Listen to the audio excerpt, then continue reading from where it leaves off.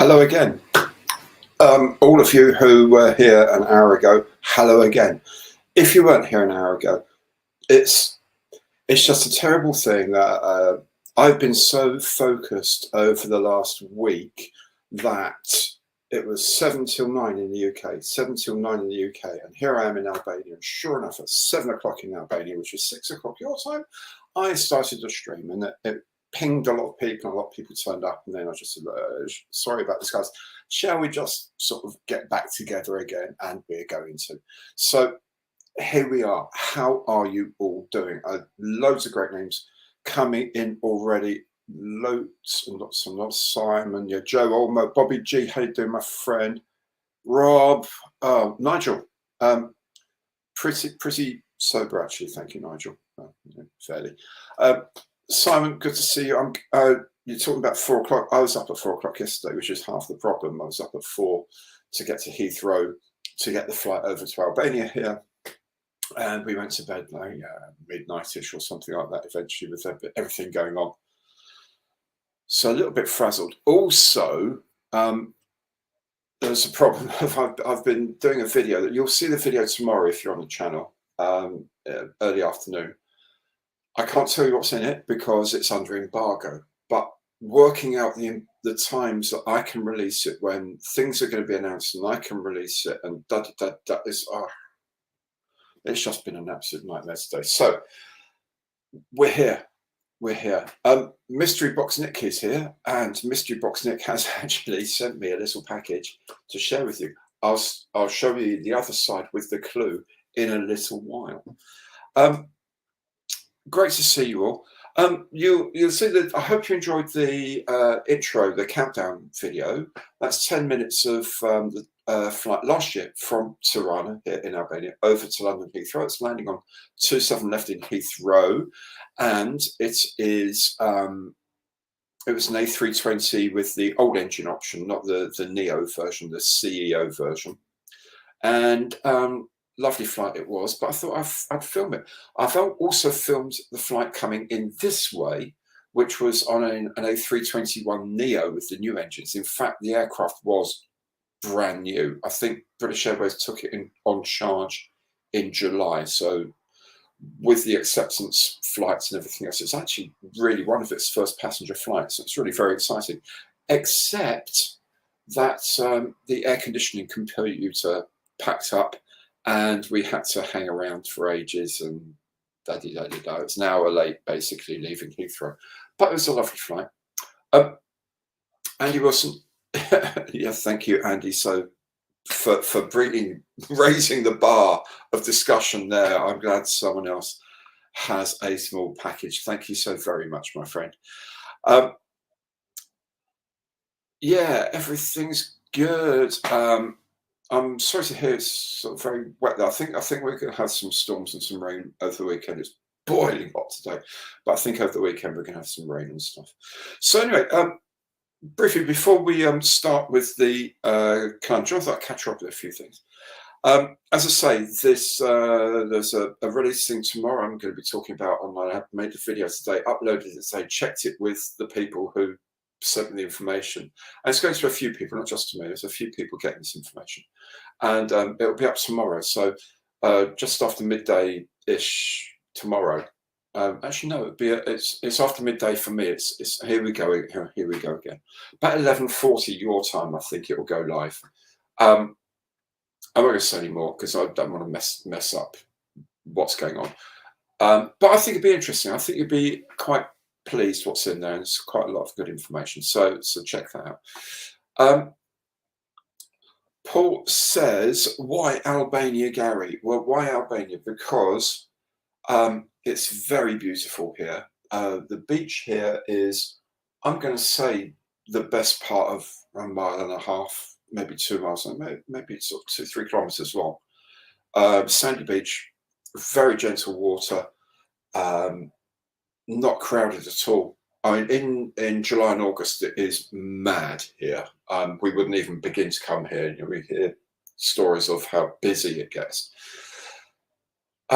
Originally, we came to Albania because I used to do a lot of scuba diving and used to go to Egypt a lot. And then, of course, there was a bomb took out a Russian aircraft, an airliner, killed everyone on board. And everyone said, well, it's not safe to go to Sharm el Sheikh. There's no security there. So everyone stopped flying there. So we were kind of stuck with where to go. So we looked at a few places, looked at Turkey, which at the time wasn't that much safer. We looked at Malta, which was lovely. It was where I actually learned to dive, but it's not cheap. And third on the list from Diving Magazine or wherever I was looking was Albania. I thought, well, you know, I've always wanted to go to Albania because until the late 90s, it was a closed country. You could not come here without an official invitation from the government or a government organisation. Alexei Sayle came here with his father because his father was very heavily into the trade union movement, and he was invited by the hosts from the government as a family to go here. But essentially, you could go. The only other thing I knew about Albania is that they worship Norman Wisdom. Actually, that's not true. They worship his character, Pitkin, as in all the movies he did, as the underdog standing up to the bluster of the bourgeoisie and piercing the bubble of the bluster, all this sort of stuff. So he was revered as a class hero here for many, many, many years. So it's kind of a strange place. I thought, okay, and I thought all the dive sites are going to be fresh because no one's been diving here. Came over, and do you know what? I've never ever done a dive here. we got here and just couldn't be bothered, frankly. It's such a lovely country. So this is our 9th visit to Albania. We've been coming here, you know, with a break for COVID. It's 10 years we've been coming here. People are lovely. The food is nice. The drink is good. The weather's good. It's just got everything I need, and it's quiet. It's really peaceful outside. It's pitch. That is how my view of the outside at the moment as well. It is that dark. On a clear night, you can just watch satellites going over and stuff with the stars. It's absolutely beautiful. So that's why we come to Albania. I absolutely love it. Yeah, Andy, exactly. Most of what most of us know about Albania, because it was. I've heard people saying that they used to go to Corfu, which is like an hour's ferry ride from Albania. Which is how we used to go to the south. We used to fly to Corfu, get a ferry over. Now we come up to the north and we fly direct to Tirana. But years ago, people go to Corfu on like a cruise or something like that, and they'd be in boats, and they would be stopped by Albanian police launches from getting too close because the country was completely shut off. It's a very communist, but very Chinese sort of communism, not Russian communism or Soviet communism. Very isolated country, but they've got over it. It's beautiful. They love it, and it's grand. It's just so nice, so nice. So June, yes, I have Morris Minor and the Majors. Yes, I remember that very, very well. That their thing was to try and get a #1 single in Albania with Norman Wisdom, and they managed to do that. Yeah, that was really cool. There's all sorts of things in rumors and whatever, and I'm not anywhere near telling anyone what it is because I've said I won't, and I don't think anyone's even near what the announcement is. I mean, it's not like it's not like I don't know, an Airfix Hamden or something like that, because Dale wouldn't do that to me. Well, he would if he had to, but he wouldn't. He said there's nothing of that nature coming while I'm away. So anyway, watch tomorrow. That's all I can say. Anyway, as I was saying, the flight over, we were about an hour late leaving because of this. This stupid air conditioning computer. Obviously, being a modern aircraft, it has to have a computer to run the air conditioning system, and it wasn't quite working. Essentially, I'm just switching it off and switching it back on again, but talking to the engineers so they know in which order to switch it off and to switch things on again. Anyway, so we're flying along quite happily, and the captain came out the flight deck and was wandering along, And so I was just chatting with, I thought, and I chat with the driver. Why not? He's a human being. So, excuse me, Captain, what's it like flying an absolutely brand new plane? Like, has it got a new plane smell, like cars have a new car smell? Anyway, we got chatting, and turns out the captain used to fly Tornadoes and Harriers for the RAF before he joined British Airways. So we had a good old chat about the mighty Finn, or the Tonka, and about this and that. And we were chatting for, oh, I don't know how long, maybe half an hour, which on a 3-hour flight is quite a long time for him to be on his own. The first officer to be at the front on his own, just sort of humming and hawing and checking everything's going on his own. Anyway, so he's a really nice guy. So anyway, when he went back to the front end, he said, "Oh, by the way, do say hi as you're leaving. Say hello." I said, "Oh, what we all do." So we arrived in Tirana and got our bag, carry-ons and all that, ready to get out. And as we're going on, the cabin crew were there saying, I said, "Thank you so much for looking after us," and all this and that. I said, "Oh, by the way, the captain said, could we say a quick hello while we're on the way, or a quick bye?" And he turned and said, "Oh, yeah. Gary, come on in, Maria, come on in, come and sit down." I was like, "Sit down." I said, "Yeah, come and sit down at the front here." And so this is me at Tirana Airport, sitting in the first officer's seat of an absolutely brand new A321neo. In the captain's seat was my dear wife Maria. Obviously, Maria gets to sit in the captain's seat. I mean, yeah, that's the way of the world. Am I right? And it was lovely. And we spent quite a long time there, to the point where we're thinking, do you know what, maybe we should really get going now, because we've got a cab waiting for us.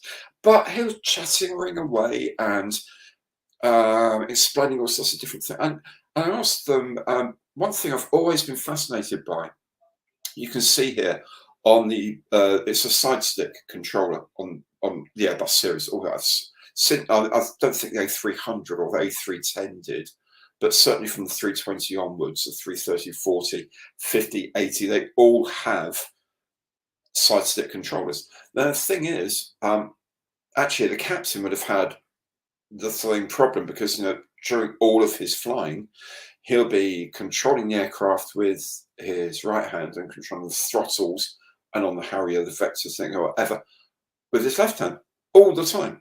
You go onto an Airbus as a first officer, you fly with your right hand and you use the throttles with your left, and all the switches are up on your left.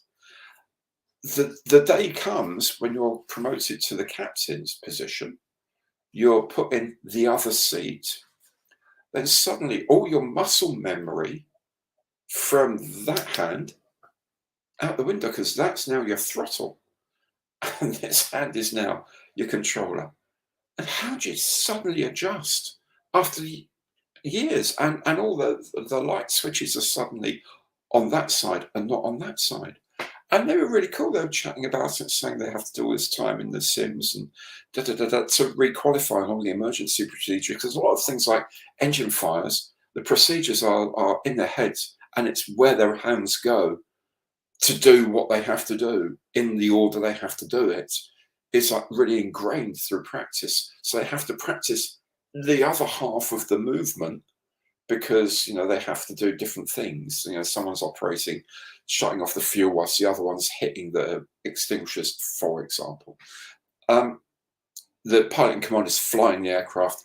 The pilot non-flying is handling the radio, the PAN or Mayday call, depending on how bad the thing is. And it's brilliant. It's really cool. Another thing I noticed, which was really, really excellent, was that as we started turning out onto the taxiing out, you get pushed back by a little tug thing and then disappears, and you start the engines and you taxi. Then you started one engine and taxied on one engine most of the way down the taxiway parallel to the runway, and then later on fired up the other engine. It saves a lot of fuel doing that because these things are burning fuel at quite a rate, just even at idle. But also, it's a case of a thermal cycling issue with the engine when they're not running at full power. There's not a lot of air being forced through. When they're being forced through, so the outside air, a modern turbofan, is like a core of an engine that's doing the power, and then there's a big fan, and that's actually producing most of the thrust. But that sort of rush of air around the core helps with the cooling. And of course, when you're just cruising along idling, you're not getting quite the same sort of thing going. And so it's an issue. It's about engine life. It's not a dangerous thing. It's just about the life cycles of the engine. So they alternate which engine they actually taxi on. So fascinating, me. Absolutely fascinating. So really, really good. So although we're an hour late leaving, we're only about 20 minutes late arriving. So made up some time on the way. But then we were about half an hour sitting at the front of the plane, having a chat with the driver. So yeah, really, really enjoyed that. So Captain Roger, thank you so much. If you ever watch this video, thank you so much indeed. And to all of your crew, it was an amazingly good flight. Really enjoyed the flight. The cabin crew were fantastic. The flying crew were brilliant, and it was just a great experience all around. So thank you all very, very much. Anyway, enough of that. It's 8:15, so let's have a quick look. No scrambled eggs on my shoulder, Nick. No, I'm just a very, very lowly person. But it was just so much fun, absolute fun. Model officer, missing you too, mate. Yes, I'm on holiday, James. I'm on my holiday. I'm actually allowed holiday now because I'm doing a bit to do. ACF Nugget, really.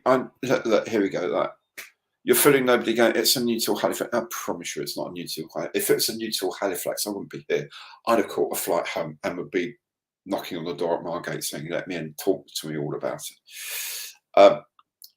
To boldly go, hopefully it wasn't a Boeing. No, it was a brand new A321 Neo Airbus. But it's one of those things. It's all, you get teething troubles on everything.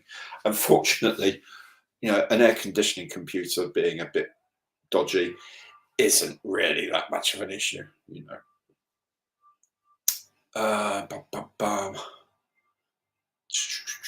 Oh, there's all sorts of things. Blackburn. Oh, Blackburn. Oh, what a great plane that was. Well, I don't know about being a great plane, but what a beast that was. Again, keeping the level nice and high here. Happiness is vector and thrust. To boldly go, I think Captain Roger would have agreed with you because he was a Harrier pilot. It must be bizarre transitioning from Tornadoes to Airbuses. Wow. Nick says, don't think Captain Gary suits. No, Commodore. Oh, I don't know about that really. Thank you so much, Nick. I don't think air commode is really me. Simonson must have tried using afterburners to catch up time. Yeah, I do wonder whether sort of pushing it through the gates and then why isn't this going into full burner? Darren says, do Albania do model kits? Not as far as I'm aware. Certainly the nearest town to us, major town to us, called Skoda, which used to be the capital until about 1915-ish, I think, when it moved to Tirana. It's still a reasonably substantial town with a castle, but there are no model making shops there at all. I think probably it's Tirana or mail order in this country. Sadly, there are no shops. Oh, it would be interesting to see what they do. I mean, they have got at the airport when you're taxiing through the airport. You'll see it on the next live stream. I'll use the arriving in Albania landing video. And when you're taxiing in, you go past some MiG-17s and 15 UTIs. And there's a couple of Antonov 2s, biplane. There's a couple of MiG-19s. There's an Ilyushin 28 Beagle. There's all sorts of stuff sitting around. So it's quite cool. One day I really, really, really need to go and have a look at that. Steve, on long haul flights, don't the crew share duties? No, no. There is still very much captain and first officer, but what they do is they have relief crews because a lot of flights, with the arriving at the airport to do the planning and all the rest of it, filing flight plans, doing the Met plans, going on checking the aircraft, all of that takes a long time. If you've then got an 11-hour flight, you can go over your flight time hours, especially if there's a delay. So they have a relief crew, so the captain and first officer can go off and get some sleep. They're on long-haul aircraft. There's a crew rest area hidden away on 777s. It's above the passenger cabin. There's in one of the galley areas. There's a way of getting upstairs, and there's some beds and stuff, so you can go lie down and have a snooze. And they'll have a relief crew, so they don't swap seats. It's very strict. Captain's on the left, first officer on the right. But yeah, they'll have a relief crew for very long flights. Yeah, yeah. I mean, you do wonder when if he's on ground attack tornadoes as well, on LF3s. He's on GR1s and GR4s and things like that, and then suddenly being given clearance above like 5,000 feet. It's like, my goodness, is there air up there? Is there such a space? How can I fly at 38,000 feet? I mean, really? Has man ever gone this far? Because his entire existence was really low down. Most of the time, obviously, they transition high altitude, then go down low altitude before you get to enemy radar, and then hit the dirt. But yeah, it must have been quite bizarre, and the quality of handling. But he loves it. I mean, he's absolutely loving it. Yeah, it's grand. It's absolutely nice to talk to someone who actually loves what they do so much in flying, Yeah, or indeed, or puts it through the Mach loop. Yeah, going whizzing around at low level would be quite bizarre. Probably most airline, Airbus would probably deal with it. Not at really high speed, obviously, but they're actually incredibly maneuverable things. If they're lightweight, if there's not much fuel on board, there's no passengers and cargo on board, they're actually incredibly maneuverable. If you ever see footage of them at some of these air shows, it's scary how quick they get off the ground, and these putting really big, like 90-degree and more rolls and stuff like that they can manage if they turn off the limiters on the flight envelope. It is incredible.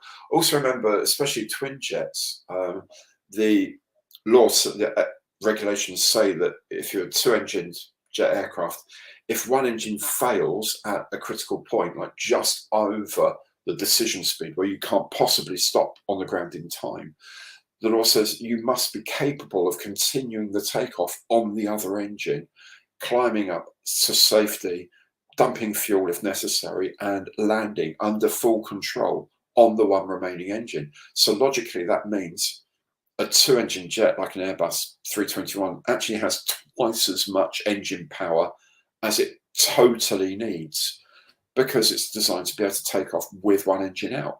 So you take the passengers and fuel and cargo off of it, put it into a light one, you're probably going to be able to pull some, not at high speed, again, not doing 600 knots here, but doing maybe 200 knots, you can probably do some quite good turning.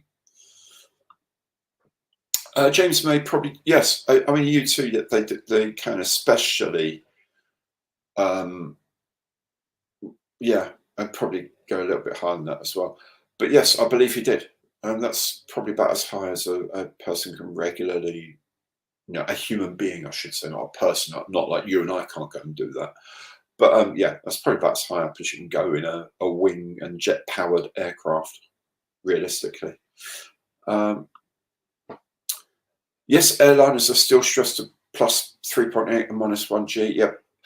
I mean, the plus 3.8, if you're not flying that fast, that 3.8 probably actually gives you quite a lot of turn. If you're sort of pushing them along 400 knots or whatever they'll do at low level, and then put them into turns, you're going to easily exceed the G limits, obviously. But if you're flying at 200 knots, you can probably do some pretty impressive turns. As I say, if you see them at air shows, they do some pretty cool stuff there, I think. Virgin Atlantic 787s had no engines. Gliders, excellent. That's a good story about the guys who in the BA 747 flying over Indonesia went through an ash cloud and all 4 engines packed up, and they eventually got it flying again and landed it with all the windscreen was sandblasted, but they saved the aircraft, which is a remarkable thing. Okay, it's almost 8:30. Do you know what? Shall we have a quick look at Nick's mystery box? Shall we? All right then. So here it is. Here's the size. Oh yeah, just quickly. Yeah,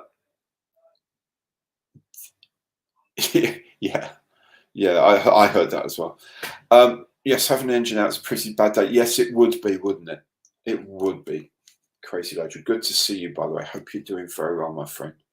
Yes, this is the size of the box, and on the front it says today's target is ?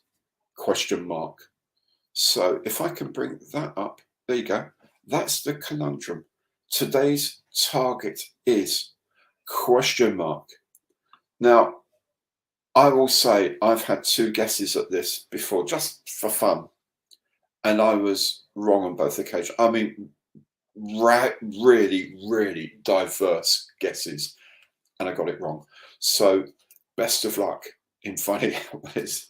So remember, what you need to tell me is what scale it is, who made it, and what it actually is.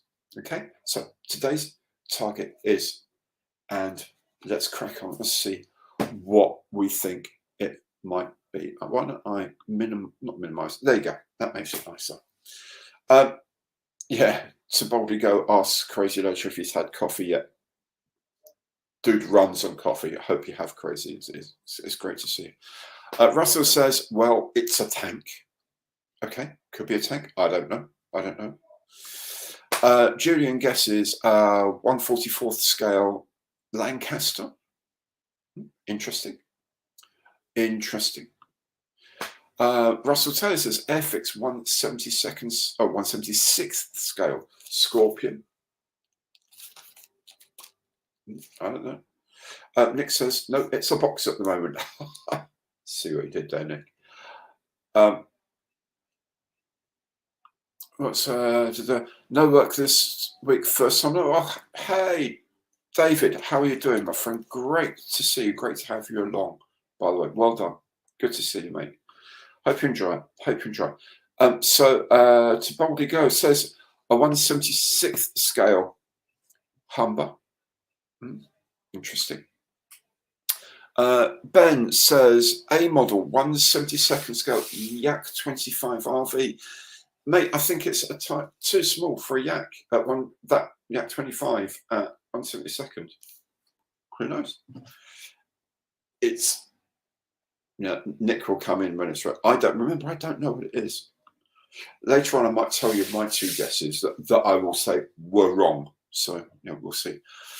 Crazy Ledger says never knock. Hashtag never knock coffee.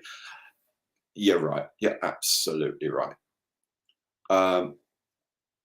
Chris Evans says a High Plains Modros 172nd scale Jindvik. Interesting. Nick clarifying the point here, it's not going to be a Matchbox kit because it's not going to step on Simon's toes, which is very decent. I've been very decent with Simon also to be sending me lots of lovely Matchbox kits to build. And one thing I'm looking forward to when I get home is starting Mystery Box number 5, or Matchbox kit, sorry, number 5. The Handy Page Halifax. Really looking forward to starting that, especially as Airfix haven't released one while I'm away or at any time I'm aware of. So very decent of you, Nick. Joe Olmo, by the way, you were asking earlier what the beer of tonight is, and there were frankly a few insinuations going on, chaps. I'm a professional. ish. No, I wouldn't be drunk doing this. So anyway, beer for tonight is this. It's called Korcha. It's an Albanian beer, and this is their dark one. Normally, the Korchas you get everywhere here, and it's like a lager style beer. This one's their dark one, so I thought I'd give that a go.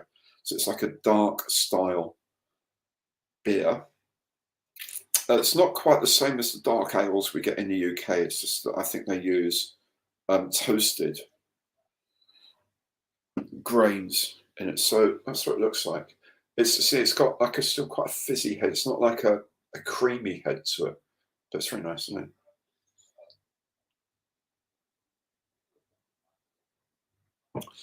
It's nice because it's got like the sort of freshness of a lager, but it's got just a bit more body to it. But it's still got that sort of tingly, sort of slightly acidic edge to it. So it's quite light. It's not a heavy beer like a porter, not hopped at all. So it's not like an ale, but it's just got a bit more substance to it than a lager style beer. So well done, Albania. Korcha it is for me. There we go. I'll buy some more of these tomorrow. There we go. Right, having a quick look at some more guesses here. Right, Darren says FX 177 Avro 504. Lovely playing the Avro 504. Ben says 172nd scale Fairy Firefly Target Special Hobby. Target Tug from Special Hobby. Yeah, interesting idea. FX 132nd scale Paratrooper figures from Trigger Vapes. Paul Corrigan, Mark 1 models Aero L39V and Letkov KT04 targeting 1/144th scale. That's certainly small enough to fit this box. I mean, yeah. So there you go. The size of it is properly small.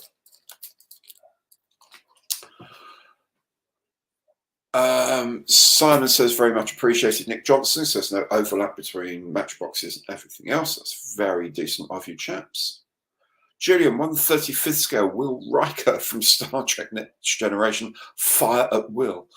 Interesting logic there, Julian. Liking it. Joe says I'm going for the Pavla 172nd Miles Martinet TT1. That's an interesting aeroplane, the Miles Martinet. Very nice. It's one of those really, sadly, very, very little known ones, isn't it?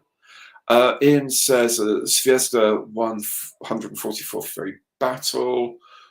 Andy says Fujimi 176th scale KV2. John says a Minicraft 144th Flying Fortress. No. Julian says it's alcoholic Coca-Cola. No, it isn't. It's beer. I promise you it's beer. And it's nothing like as sweet as a Coca-Cola, fortunately. What's this? Oh, you need to find your mojo. Looking for something simple to throw together, I guess, so I can just put paint on plastic. Do you know what? Get yourself down to Lidl and get one of those cheap Airfix kits, just to put something together, whether it be a Spitfire or Tiger Moth or one of the tanks or the Jeep, Jeep. I love the little tanks. The Tiger and the Sherman are lovely little kits, new starters kit style, really easy to put together. So you don't have to worry too much about getting all to fit. They fit together pretty well. But then you can have fun painting and just do it, and then look and think, oh, do you know what? I can get back to doing that, and it will sort of build your mojo back up. I think I just love those little things. Kez says there can be Grigoryev Soviet heavy tank IS-6 object 253. I'm not even sure the tracks would fit in this. In 172nd. Julian says a 15mm Sherman, 15mm scale. Interesting idea. What do we have here? The Russell says Minicraft 144th B-24 Liberator. Interesting indeed. Ben says Eastern Express 172nd scale P-63 aerial target. Interesting. Yeah, it's quite an idea. John Smith says an A model 144th scale Lancaster bomber. Stuart's coming with the 4 Arts 2001 Scimitar Mark II CRVT 1/72nd scale.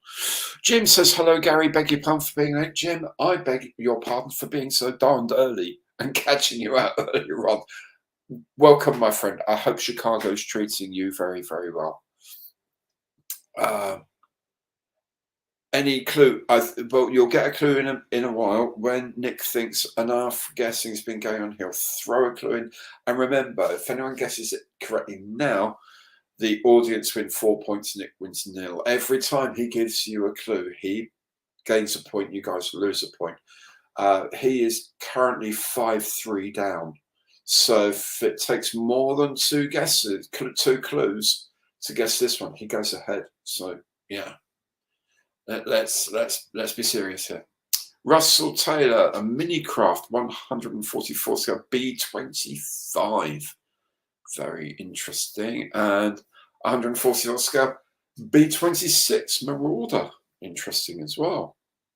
Another reason I'm looking forward to getting home is finishing my Marauder, the special hobby. ICM Marauder. Really looking forward to that. Also, I know that ICM delivered the next box of stuff today, including that is that Focke-Wulf 189C, the one with the anti-tank one, ground attack one. So that kit's in there. That's going to be a box review very soon, and then I'll build it. I really want to build that. Toboldigo says, my Lidl's posh, they don't have Airfix kits. Well, more fool them because they make money on selling those. Real pity. John, vintage Revell B26 Marauders 144th. Andy, yes, the Sherman Tiger. Yeah, they're great because they're starter sets. They're not gift sets. They're starter sets. They're actually designed for beginners. And the whole of the track and the wheel assembly is in one piece for each side. So you build the whole and then literally just, and all the tracks and wheels are in place. And they're pretty well molded. I mean, you know, the inside's not perfect, but the outsides are pretty good. And again, just for 1/72nd scale, for catching up with a bit of practice, doing a bit of practicing doing the tracks, the molding is quite good. I think they're brilliant and very inexpensive at the moment as well. Graham Coxon Header, Graham, good to see you, mate. B26B Marauder. Right. Ben says a plus model 1/72nd Firebee KDA 1. Interesting. I think some sort of biplane, says Adam Atwood. And Joe comes with the Jinvik again, high planes 1/72nd scale. Chris Locher, like seeing the chat taking part like this. Well done, Nick. Yeah, I love it. It's just really. I do feel a little bit like a horse racing commentator. And coming up on the outside is Jinvik from Firebee, and all that. But it's fun. I love it. I love the excitement of this. Andrew Coley, a Valon 1/144 scale handy page Hamden Mark 1. Very interesting. Dane, hello Dane, good to see you, my friend. Evening, all apologies, but don't apologise for being late. It's all for fun. Great that you're here at all. I was way early and had an hour early and then had to restart it, but yeah, I'll tell you about it another day. To go, Airfix Pack 88 anti-aircraft gun. Interesting idea. Graham is to me at V1. Andrew Nisbet, a 1/104 scale Arrow. Graham comes up another guess, B26 Marauder, 144th from Minicraft. Nigel, metallic details, 1/72nd twin 40mm Bofors cannon. Very interesting idea. Very like thinking out the box, though, which is always good. Kev T, Peters Plains, Vickers Wellington Mark 3 or 10, no decals. 1/144th, only because of the film Target for Tonight. Great film. True votes could be a matchbox. It looks like the right side, like a matchbox. I see what you did there. Jim says hi to Crazy Loacher. Good to see you. Neil, 1/72nd Airfix Tiger Moth. No, the box of Tiger Moth is bigger than that, I promise you. Crazy Lodger, what a nice man. Thank you so much. Has gifted 10 memberships. Wonderful. Thanks so much, Crazy Lodger. I really do appreciate that. If you are in receipt of one of these memberships, what it gives you for the next month is the supporter special video, which comes out every Saturday. There will indeed be one this Saturday as well, even though I'm in Albania. I'm not letting the channel suffer just because I'm away enjoying myself in the sunshine. I will be doing a supporter special, and all it is like a half hour or so, depending on how things are going, of a general sort of chat about this and that, about the model making world, about the experience of making a YouTube channel, things that are going on, the plans that we've got, so on and so forth, and what I'm going to be doing next, what things are coming in the pipeline, and also to get some ideas from you guys about what, more feedback about what I'm doing, how you think I should be doing things better or differently, or whether I should just be carrying on doing what I'm doing. Whatever it is, it's good. It's like just a half hour of me just doing a brain dump, essentially, and trying to be entertaining at the same time. People seem to like it. It's just a bit more of a sort of closer sort of view of the channel. That's what you currently get for your membership fee, which is like £5 a month, whatever currency you happen to be in, it's translated into that. I'm going to try and look into doing some things like early access to videos and stuff like that, but I really need to be at home and thinking sensibly to do that. But anyway, welcome to all of you. Crazy Loacher, thank you so very, very much, my friend. That's really kind of you. Okay, Andy Wilson, too small for any airfix things. I would kind of agree with you there. Academy 1/200th B-17 Flying Fortress, interesting. Chris Firth 1/72 scale Searchlight. Okay. Welsh models Vickers Wellington Mark ones in 144th.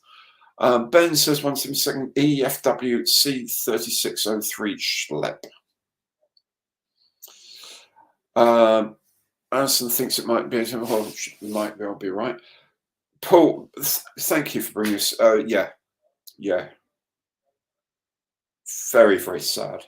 Very sad to hear of any service people losing their lives, and our very deepest love to the families and friends of the people killed in that terrible accident. Terrible accident. Really awful. You know that what they do. Everyone thinks just because you're not in a war, it's safe, and it's never safe. What they do is never safe. They push things as far as they can sensibly, and sometimes things go wrong, completely not from their fault. Sometimes things go wrong, and they pay a hell of a price for it. Dane, waiting for the last item. Oh, shipping me things. That's lovely. Thank you so very much indeed. There's going to be some fun things for the chat there. John Smith has Svezda 144th scale, Junkers 87. Interesting. Academy 1/300 scale Valkyrie. That'd be an interesting film. I might actually search one of those out, but obviously not the thing. El Graham, yes, thanking Crazy Lodger as Dane, absolutely, Paul. Yes, Paul, thank you so much for mentioning that. Really, very, very good of you. Phil, Aero Club 1/144th scale Mozzie. Yes, Rob, you're absolutely right. Crazy Lodger, and you know, it's not just this channel. Crazy Lodger does this across a load, and he hates it when I say this because he's a very modest man, but he supports a lot of channels. He's given a lot of channels on YouTube a lift up, a leg up, made things happen for people, and he's an amazing guy, and he's a really fun guy as well. He's a really nice person to know. He's a good lad, properly good lad. Kev T, I once one bag of Haribo Tang Fastics. Do you know what? I could murder one of the bag of things like that right at the moment. They're bad for you like hell, but God, I could do with one. Trigger vapes. Finding the Academy kits to be very basic. A couple of P40s. Okay, cool. Very nice. Bofors 40mm gun and tractor 1/72 scale vintage clip. Again, I don't think it's big enough for anything. As I said, I don't think it's anything big enough for an FX kit. Russell, Academy and Minicraft 1/480th scale C5A Galaxy. Russell, you are coming up with some properly obscure kits here, my friend. It's very much in the spirit of what Nick does, I will say. He picks out some really obscure kits. But yeah, Yeah, and they're all intriguing. It's 1/480th scale. A tenth of quarter scale, I guess. Makes sense. Darren, FX 172nd Bulldog. Don't think so. Joe got the Tiger Moth from Little. Excellent. Going to do a pair from Cyril. Excellent. I'm sure you can get lots and lots of aftermarket for 172nd scale Tiger Moths. Really can. To me, a 135th scale sandbags. As John Smith, Siesta 144 Bristol Blenheim. What sort of kit does it sound like from the rattle? It sounds like there's quite a lot in there. I mean, it sounds like there's a lot of things in there, not like 2 frames. It sounds like a lot of stuff going on in there. So I don't want to rattle it too much in case it actually breaks something. It would be a bit sad. Ravel Fokker DR1 in 1/72nd scale. I don't think so. Crazy Roger, trucking and coffee. That's your life, man. I know. ACF Nugget ICM 1/48th scale Fire B. Could it be a hobby boss kit? A boss being an archery target? Yeah, hobby boss. Yeah, boss. Okay, interesting. An archer. Joe Olmo, FX 172nd Cessna 102. No, don't think so. A Stuart Bloodhound 172nd FX. No, the Bloodhound kit's much bigger than that. Much bigger. This is 172nd BE2C from Ravel. Trigger Vapes. Excellent. Well, do you know what, mate? That's what I'm trying to do with the channel. It's not just me showing off in front of everyone, but actually, no. It's a large part of that is me showing off in front of people because that's what I like doing. And if you're dumb enough to watch it, then hey, we're enabling each other.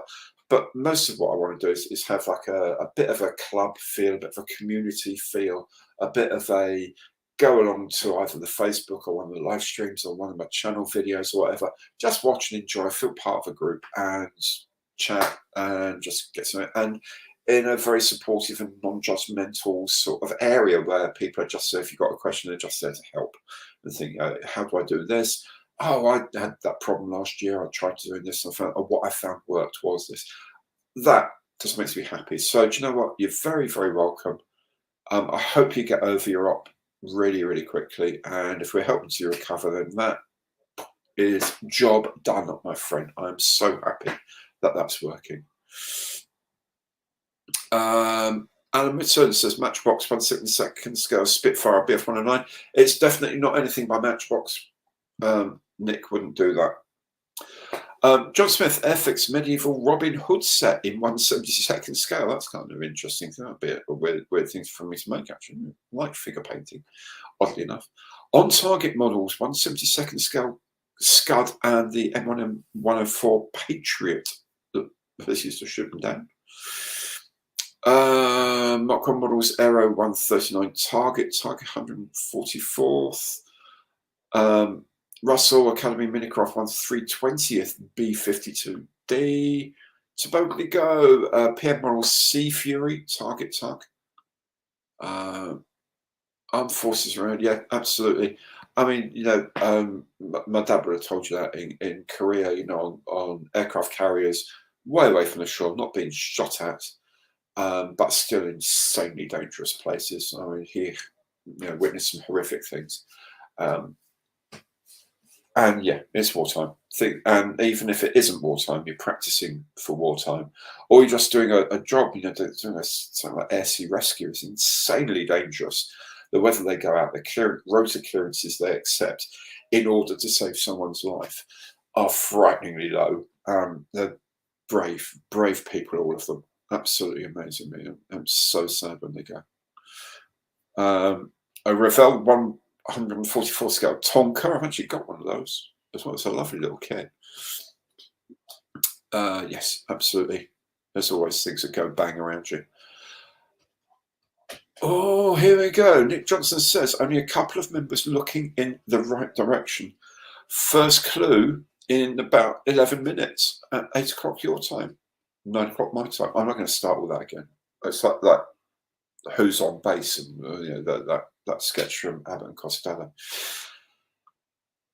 Substitute 79 says 1/104 scale B29. I hope it's drier over them back here in Dorset. It is at the moment. I think we're going to be getting some rain over the weekend, but it's like sort of thundery showers rather than anything else. It is proper warm, and it's been quite dry the last few days. Probably looks like it.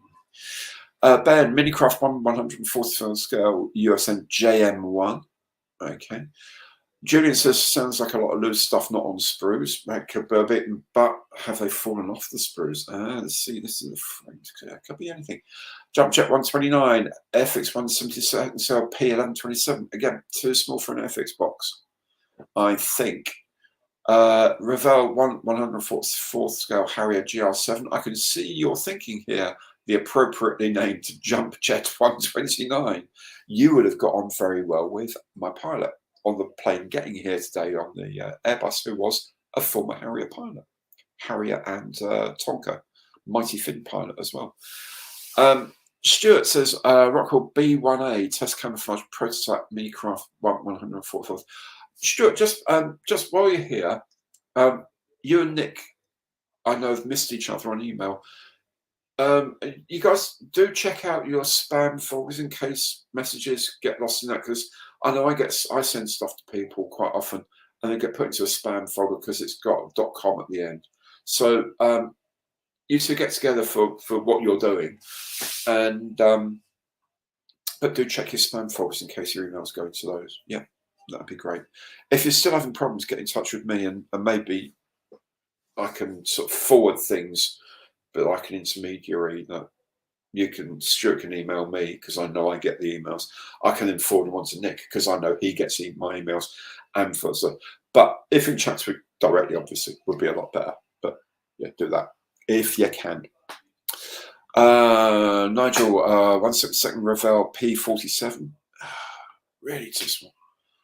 Trigvates, I still think it's a set of figures after the rattle. Well, you never know. It could be. It could be. Panzerman, don't apologise for being late. I'm just glad you're here, mate. Just really, really glad you're here. Good evening to you too. Barnsley's 1 hour behind common sense. Yeah, it's like you get off a train or something. Yeah, well, welcome to some remote part where the local time is, just over 1947 or something. No, not on the clock. It's the year. Yeah. 144th Dragon B17 from the 1944 documentary Target for today. I actually haven't seen that one. I have to look at that. Whatever the kit is, I reckon it's a 100th scale kit. Looking at the box size. There it goes. That's the box size. I'll put it actually directly next to me. You can, it's sort of scale. Well, that's leaving myself open to a lot of comments. Julia 144 scale Hobby Boss Chinese Y9. Y9 sounds a bit Geordie, that. John Smith FX 177 25-pounder field gun. Andy Hibbs, hi Andy. Mark 1 models 144 scale I-39 target tug. Andy, oh, that's a good question. I don't know the answer to that. If you're looking for military ID letters, I can't honestly. I'd have to look that up. I'm going to guess. I guess there'd be on a Tiger, they're probably 6-inch ones. But I'm sure either someone will say, or I can find out if it's like the military code that you're looking for. Then like N7481, whatever it has to be. I can find that out, I'm sure, but maybe someone else will pop up with it. I'm going to guess it's 6-inch letters for ID numbers. Neil says 132nd scale FX World War II paratroopers. Phil Rice, Academy 172nd stop with camel. Actually, it's about the right size for the stop with camel size, because I've got one and it is about that size. reckon it's a 1/144 scale kit, looking at the box size, maybe. 1/72 ancient Britons set. But today's target is, I suppose, the target for arrows, maybe. I don't know.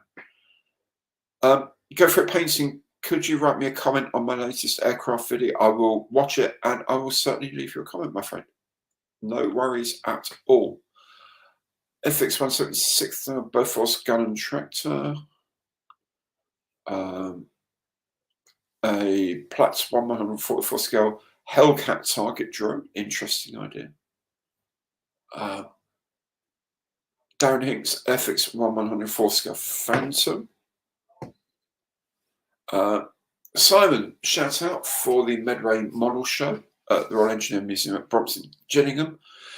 Yeah, well, it's getting nervous. I always feel that if I go to a show. Oh my God, I know I'm going to come home with some really inappropriate kids that I really don't know when I'm going to fit in. 1/144 scale Lancaster Matchbox Dam Buster. It's definitely not Matchbox. I will point out it's not Matchbox. Revell Transel, I guess the C160 in 144th scale. Andy should make it to the Medway show. Superb. Miku 172nd KTO4 drone target tug. Yes. Julian Hall, yeah, who's on base. Yeah, that you can catch that on YouTube. It's actually very clever wordplay. Siesta 100 scale KV2. Big old beast of KV2, isn't it? Lovely thing. What did customers say when they x-rayed it? They didn't say a thing. They didn't say anything to me at all when they x-rayed it. I actually thought they were going to do something with it. My bag did stop for quite a long time, but then it had camera kit in it, a lot of batteries, a lot of cables and stuff like that, all the sort of things that they like to think of. But obviously nothing in there that looked vaguely even explosive, or like liquids, so they passed it and that was okay. But I did worry about that. And through RAF ground crew, the HS at 1/72 scale, essentially. I hope I'm enjoying your holes in that beer. It says, yes, I am. I mean, the day getting here was just a long day up. It was like 4, and then the flight's an hour late, and then this and that. It's an hour and a half's cab ride, and then we need to go and get some food in because it's self-catering and all that. But they get to a point where you just think, your shoulders start relaxing, you're having a beer or a raki or whatever, and get some food, get a pizza in. And you just, I haven't got that much to worry about, but I can still do stuff while I'm here. So that's pretty cool. I'm loving the holiday, and the beer is very tasty. Thank you very much. Cheers.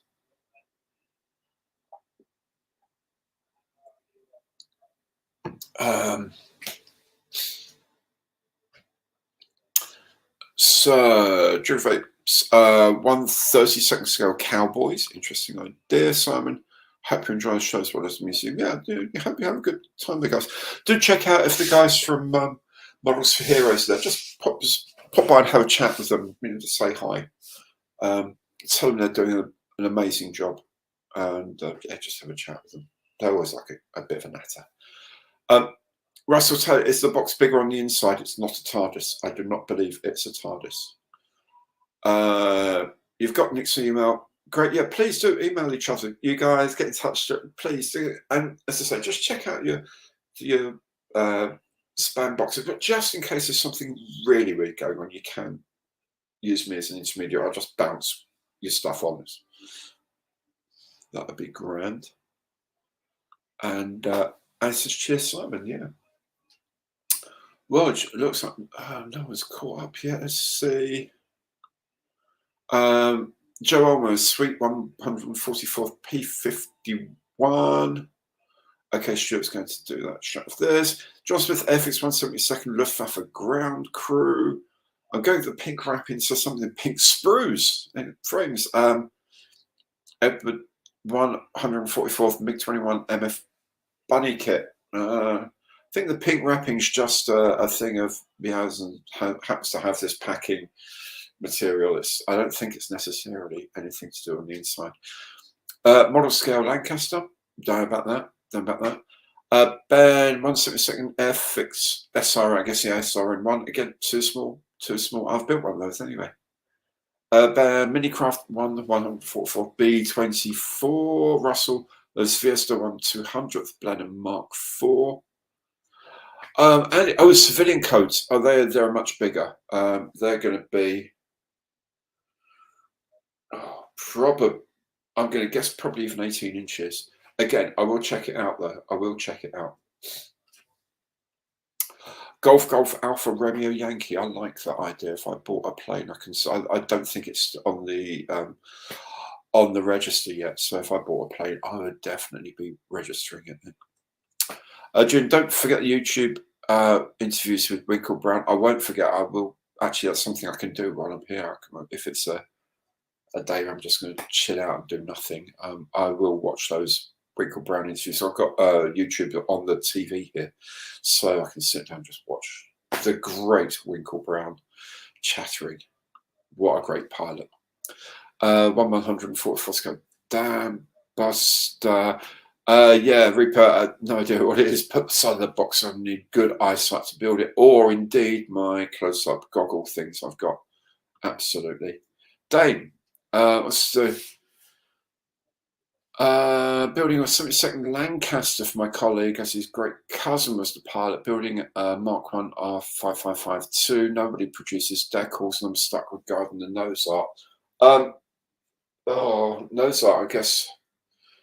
It's a scan and print job. You have to maybe get some decal paper and try and print it off from there. That's going to be interesting. I'm doing nose art. The rest of it, you can get standard size stenciling, codes, and serial numbers and all that easily. I've got exactly the same problem. I need to, at some point, want to build a 172nd Lancaster from 100 Group, 101 Squadron 100 Group, that chap I used to work with. He was the librarian at the Royal Astronomical Society, and a librarian at our Royal Society is not just somebody who does, but he's like in charge of their book collection. And we're talking about like first editions of books by Galileo and Newton and things like that. So incredibly valuable. So he was a conservator, a proper librarian, rather than just someone who stamped books in and out. And he was a massive historian, a huge historical interest about all sorts of different things. And his name was Peter Hingley. He sadly passed away a few years ago. And his uncle flew a Lancaster in World War II. In 101 Squadron SR, the code SRP, in fact, was the aircraft he flew, and he was shot down in it. He survived. A couple of his crew didn't, but the rest of the crew did, and they were packed off to a prisoner of war camp. Peter was born whilst his uncle was in a prisoner of war camp. So his father named his new son after his brother's aircraft. So Peter Hingley because his uncle's plane was SRP for Peter. And I wanted to build one for him. It was a airborne cigar, BBC, a radio countermeasures aircraft. So it had the big countermeasures poles on it and all sorts of bits and pieces. And there's a conversion kit for it. And actually only got a Lancaster for it a little while ago, but I just want to build it one day as a tribute to a really nice man, a proper gentleman, a good friend who sadly passed. So maybe I'll give it to the Royal Astronomical Society as a gift afterwards, because they still revere Peter's name as a great member of the society and contributor to research. He was a wonderful chap. So interesting. I don't think actually it had nose art though. So I suspect your best bet is going to be trying to do get some decal paper and try and print it yourself, scan it and then print it yourself. That's it. I'm guessing that's what you can do. Anyway, Black Dog 177 Beechcraft Jayhawk. Interesting. Vengeance Tile, good tile. I think it's too small a box for that. Aeropoxy 176 so-called Super Galeb.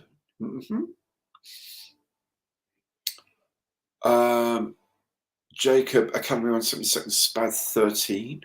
Okay. Plastic kits shouldn't show up on an X-ray, but they do. They do show up, I think, on the modern X-ray machines, the multi-wavelength ones. But it classifies it as something completely non-threatening. Paul, I can put you in touch with Nick, but I don't think Nick has a fairy barracuda. He did look for you, but I don't think he had one. Anyway, let's it's not the Emerald Culver.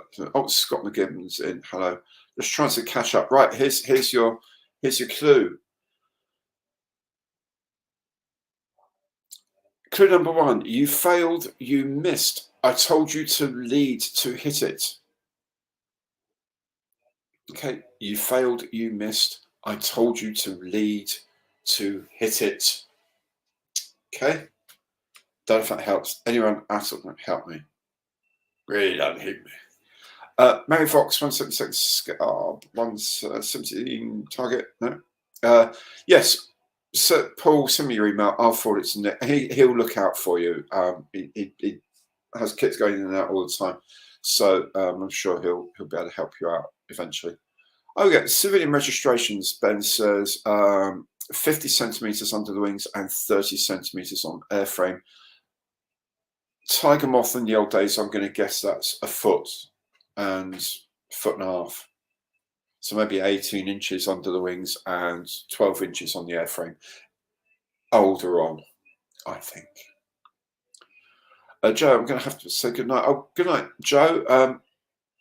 Pop in on Monday. I'll be chatting about this on Monday, and you'll find out what the kit is. By then, we might actually find out, because it's looking like a difficult guess here.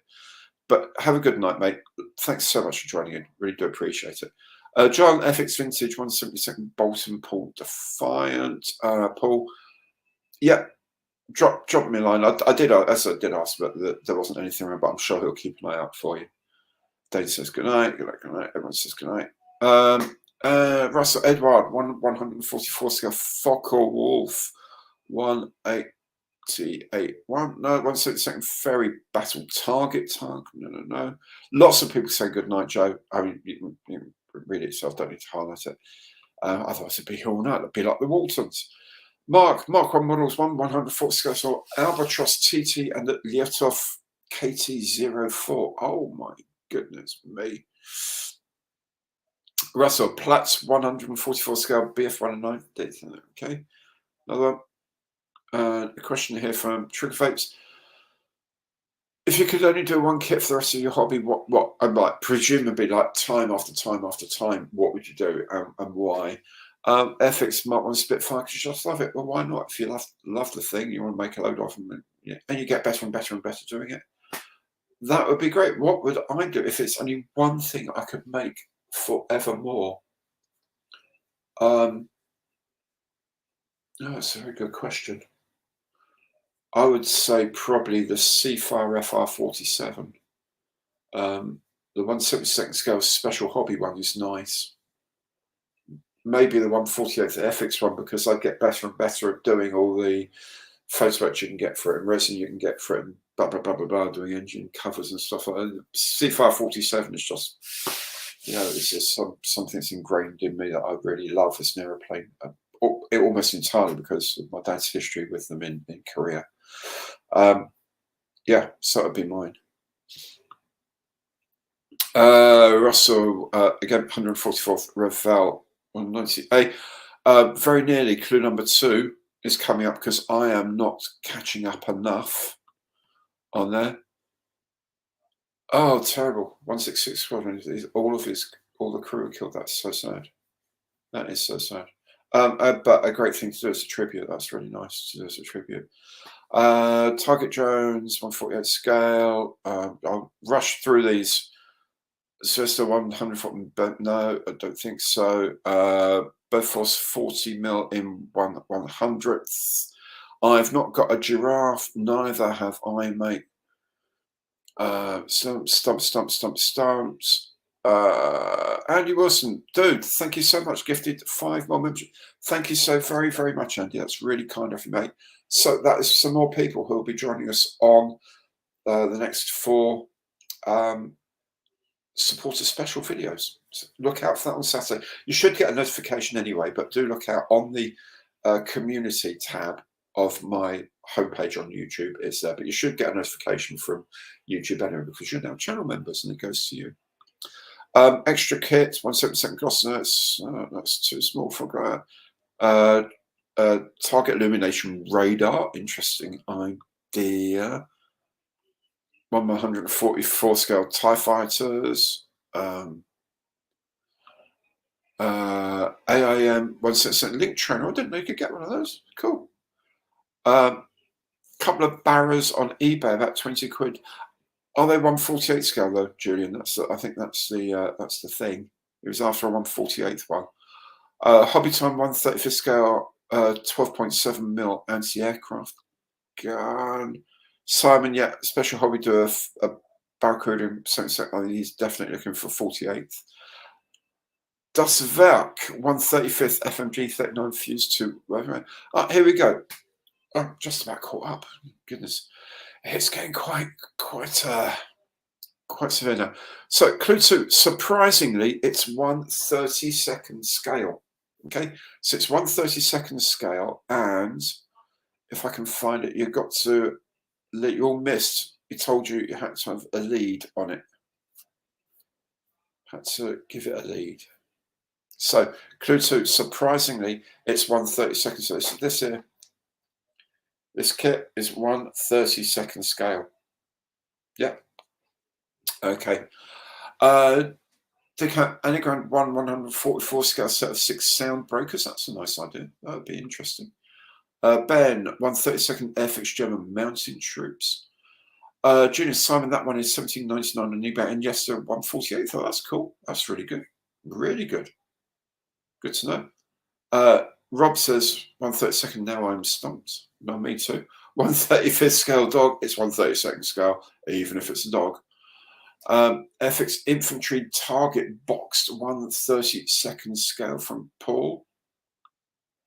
1/32nd scale dog of some kind. Target. 1/32nd scale. Okay. Rob. RAF dog display team. Air Dog Rex. Now going through the fire. Jacob Deb, I went to a lot of Royal tournaments over the years. I remember the RAF dog display team. There's always Air Dog Max and Air Dog Rex. KTO4 check toe target by Profi Modeler in 1/32nd scale. And there we go. This. Jim's officially stumped. You and me both, Jim, I have to say. Ben, 1/32nd scale pilots. Dane, 1/32nd scale Africa Corps. Clue 3 at 20 past, so about 8 minutes to go. 7 or 8 minutes to go. William Tell figure, 1/32nd scale. See what we did there. Simon says all the money's on eBay in 1/48th. He's in 42 minutes. Oh, that's cool. So that's like, not that long to go. So I caught up. It was easier when I was making stuff. Dear me. I'm loving this though. I have to say, I'm actually loving this. I think Nick's onto a winner today. What do you reckon? I think he's onto a winner. Yeah. Today's target is 1/32nd scale in this tiny little box. Yeah. Don't know what it is. Do not know what it is. A 1/32nd atomic cannon from Mark. Micro German mini sub. And Andy, I know nothing in that was scared. That's nearly 1/35th. Yeah, I know you're a big 1/35th scale man. I know that, mate. I know. Because we now know it's 1/32nd scale, I will say that my first guess was something like a Tempest, Hawker Tempest targeting 144th. And they said, absolutely no. And then I said, is it the city of Hamburg in 1 to a 250,000 scale. And you came back, wrong scale, Gary. So it's definitely not. How are we doing this? Nick, oh my goodness, we do have a winner. Are you kidding me? We have a winner from this. Right, I'm going to have to open this up now. Dude. Wow.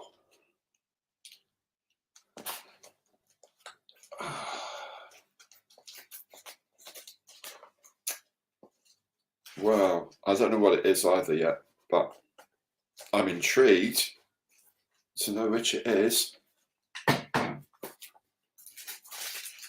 Oh, dearie me. Oh. Wow. How about this? It is. Oh. Someone came up with it. I thought, no, it can't be. Here it is. It is a KT04 check toe target from Profi Modeler, and it is 1/32 scale. My goodness. Oh, and the reason why it makes a rattling noise is it's all resin. All these resin bits. How about that? Wow. That's a thing and a half to guess. It's a part of the training complex of the L-39. He was towing aircraft L-39V. Wow. Goodness me, there's a lot to it. There's a lot of photo etch and a lot of bits and pieces and stuff. I don't know if you can see all these different bits and pieces. So, Jacob Deadman, congratulations. Wow. So, Jacob, what you need to do is drop me a line with your email address. I will pass that on to Nick, and Nick will send you a little mystery box of your very own.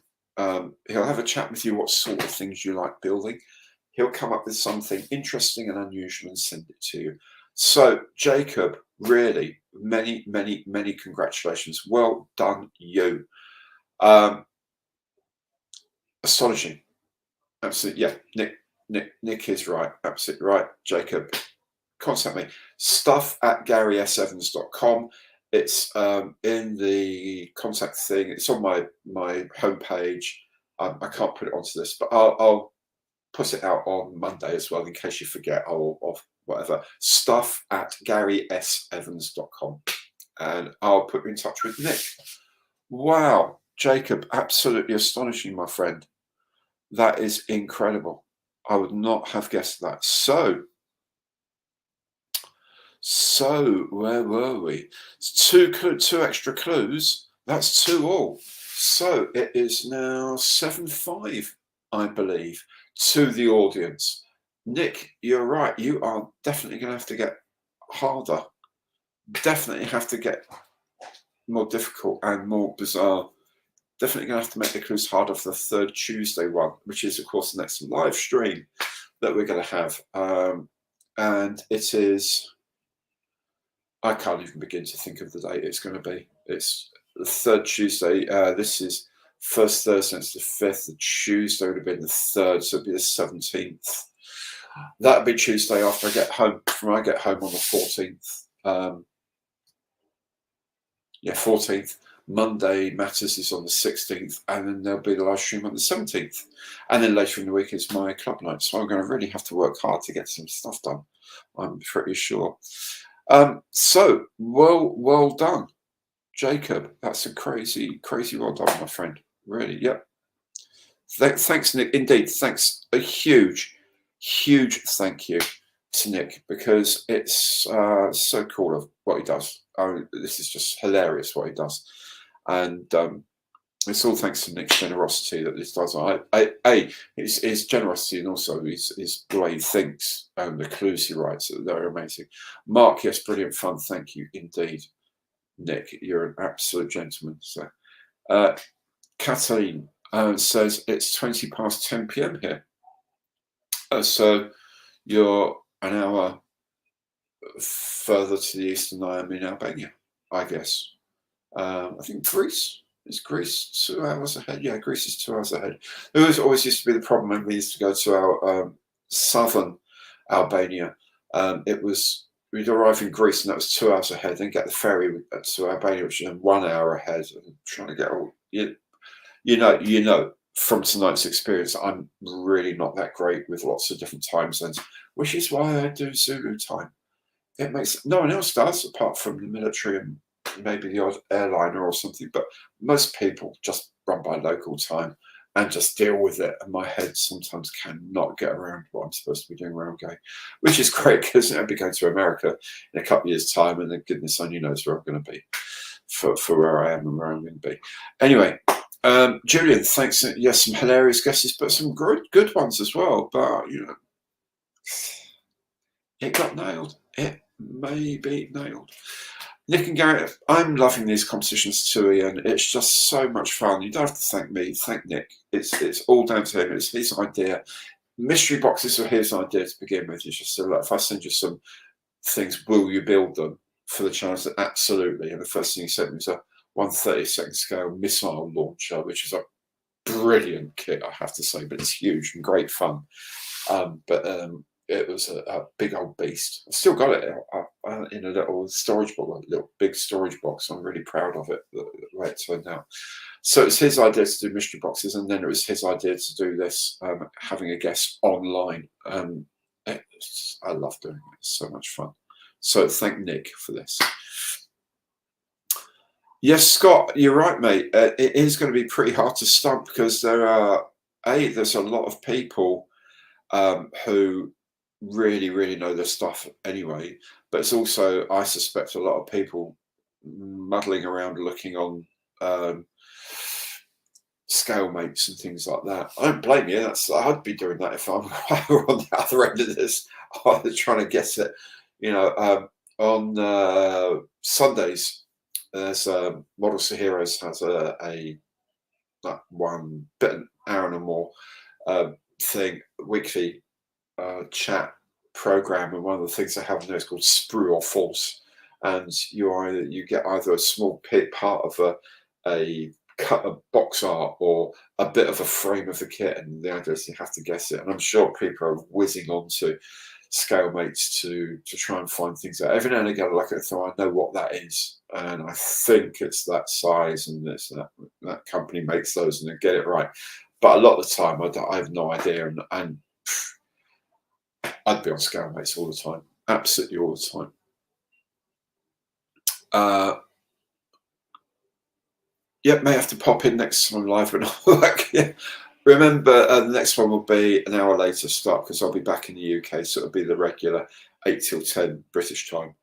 Simon and the Barracuda, I've got item numbers on there and stuff like that for the Barracuda. It's very good. Nigel, anyone got any South African Air Force kits? I'm sure there must be some, or in the very least, aircraft that they use, and you can get some aftermarket decals for them. There must be loads, and historically as well. There's loads of sort of Second World War era ones. We've got the orange in the roundel rather than the red. That actually looks quite nice. There are plenty, I'm sure. But I'm sure there are. If there's anything specific you're looking for, Nigel, let us know, and we can have a look for you maybe. And again, check out Scout Mates as well, which is really good because they always tell, most of the time they'll tell you what the kit is. Yes, Scott, thanks, Nick. Absolutely, thanks very much, Nick. It's really good fun. Anna, I'd never guessed an answer in a million years. Neither would I when I was thinking of Hawker Tempest or the city of Hamburg. So, Nick Stewart sent you an email. Let's know if you pick it up and you can have a chat back. Don't blame me. Don't blame me at all, Kev. Dane, good night, my friend. Lovely to have you on. Thank you so much for joining in. Really good to hear from you again. Nick, yep, thanks, Stuart. Um, Paul says, Nick, you should speak to my wife. She can come up with some impossible riddles. My first is in tornado, but not in hawk. I know, yeah, that's something I'm sure you can't. I don't think you should be really encouraging him too much, actually. Paul, I think next time would be a kitchen blender that can fit all the moment. Except me, because I cook quite a lot, actually. We have a wearing blender because it does wonderful things, including breaking ice really efficiently. Ice cubes. It's sort of, it kind of shouts at them and they shatter. It doesn't actually. You switch it on, it goes, ah, and then you've got loads of ice. Absolutely brilliant. Ben says, Nigel, what South African kit are you after? That's a kitchen blender. Graham says, been married 48 years. Yes, absolutely. I think that's the whole purpose. That's the whole reason behind everything. Likewise, we're 30 years next year. So I think it's nice to have some mystery in your life. And a riddle is a good mystery. Just saying.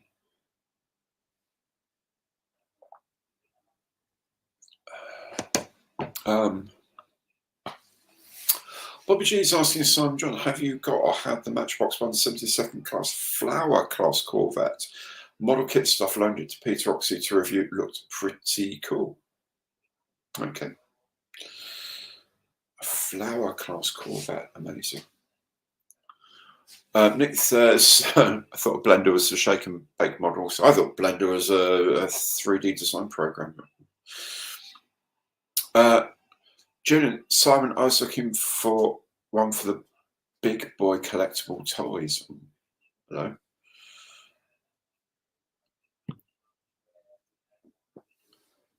Simon says, Bobby G, I bet that's quite a size once built. Yeah, 1/72 scale Corvette. It's going to be ridiculously large.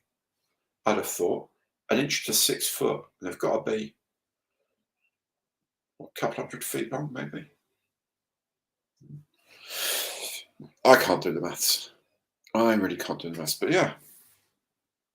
There's some lovely kits like that around, you know, of these like Corvettes and stuff like that, but they're actually quite large kits because of the scale, but then they're relatively small ships to start with, so they kind of hit this sort of foot or so thing. Nigel has a few flower class and the river boxings, yes indeed, and so yes, in massive box. Julian, that's eBay seller Gary 148th Barracuda. Thank you for clarifying that. That really helps. Nigel, who got the 172nd Buccaneer and the 48th Buccaneer as well. Also got the Impala single seater with like a 2-seat Impala, and the Tamiya Mozzie 148th. You got Mirages. Obviously, there'd be all sorts of things like that would be around. The Bucks, I guess, from memory, I think the South African ones had the straight clipped wings on the clear frame on the kit. There's a sort of triangular shaped wingtip that the Royal Navy had, and there's a straight one that I know the South Africans used that. So you do have both options there, so you can actually make it quite accurately as a South African Air Force aircraft. And there are definitely plenty of decals around if it's not in the Air Force box. There's loads around. I know that because I've seen them, because I got some extra decals for for a Buccaneer, and there was a whole set of South African ones on the 5-pointed star one with the Springbok in it. Bobby G, one on eBay. Oh, that was supposed to 176 Corvette for £225. Is that all? Still, Steve, some of us are Blender aware. I'm not very aware with Blender at all. I'm not very aware with 3D design at all. But as I'll be getting a 3D printer sometime, probably early next year, I guess I'm going to have to learn some of this stuff. Can't just keep downloading free stuff or paying for stuff. 70% Corvette would be about 3 feet in length. Oh my goodness me, that is huge. Yeah, South African shack. That would be lovely. That'd be very, very nice. They use the maritime picture MR2 equivalent, isn't it? The one with the nose wheel rather than the tail sitter, which was the AEW, I think from memory. Okay, and the flowers are about 205 foot long, and apparently it makes 34.5 inches. My goodness. Metro was like, oh, he'd be pleased to have got another one on the way. Oh my goodness, fantastic. Well, I've got one to build when I get home to really crack on with, because I love the Halifax and really, really want to get going on that. Michael, got a fly presumably. Thank you so much for joining in, Michael. Thanks for popping along and having a chat. I hope you enjoyed your evening.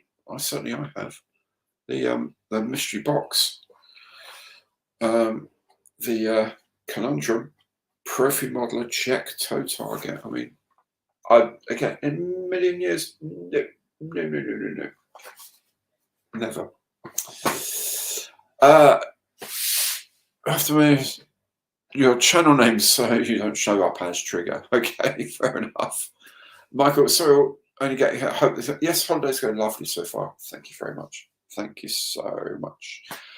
Jim, oh, great news. The Matchbox Challenge is your favourite part of the channel. You know, we do get a lot of views on them. People seem to like them. Often as many views for the reveal as for the actual build, which is kind of cool, actually. It's more sets attention a bit like the show tonight. Mark says, kitchen blender, paint mixer. So you use your kitchen blender as a paint mixer. Of course, no one's going to get upset about that, are they? Especially if you use enamels. Alan recently purchased the 1/72 Avro Vulcan, which is a gorgeous kit. Alan really loved making that. And a Lightning as well, which is a nice piece of kit.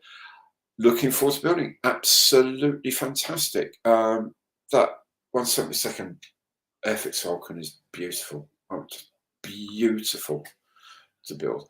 Simon, Jim, glad you enjoyed the series. There's plenty to come. That's absolutely wonderful. Phil won't sleep tonight thinking about tomorrow's announcement. Yeah, it's going to be cool. Just remember about 11:40ish your time, it should pop up.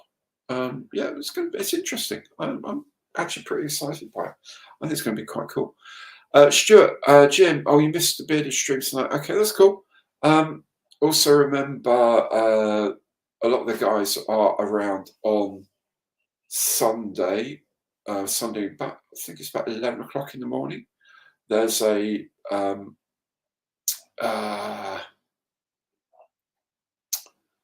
it's gone out of my mind. It's just a chatter from the Models for Heroes on their channel, and that's cool. A lot of the guys are on there, obviously. And then on Monday, 2 p.m. your time, about 1 p.m. our time. So I'm hoping I can make it, because it's like lunchtime, a bit closer to lunch, but I'm hoping I can make it. Is a couple of hours of chat on Bearded Veteran Creates website, his channel, sorry, not his website, his channel, Bearded Veteran Creates, Mikey Connolly. And Mikey and John from Australia and myself, John Marley, who's his scale modelling twins, one of the two scale modelling twins. His twin brother Paul is also a model maker, who pops in from time to time. But again, it's just a load of chatter. I do have something I can build here, which will be fun. So I really do want to come along and do that. But I'll check out what the weather's like and everything else on Monday, see how I can do it. But I think I should be able to do that, at least part of it anyway. But I'll let Mikey know before time.